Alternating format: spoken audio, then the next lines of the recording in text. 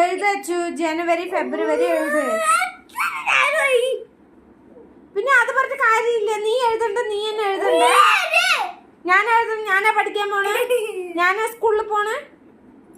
നീ അല്ലേ പഠിക്കണേ, അപ്പൊ നീ തന്നെയല്ലേ എഴുതണ്ട. എഴുത്.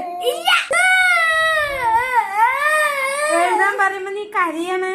നാണക്കേട് വെച്ചു 1ാം ക്ലാസ് എത്തിയിട്ട്. നാണക്കേട്.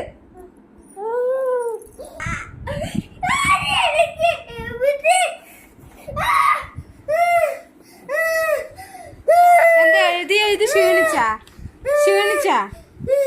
കൈ മസിലൊക്കെ വന്നാ നോക്കട്ടെ. വന്നാ എഴുതി മസിൽ വന്നാ?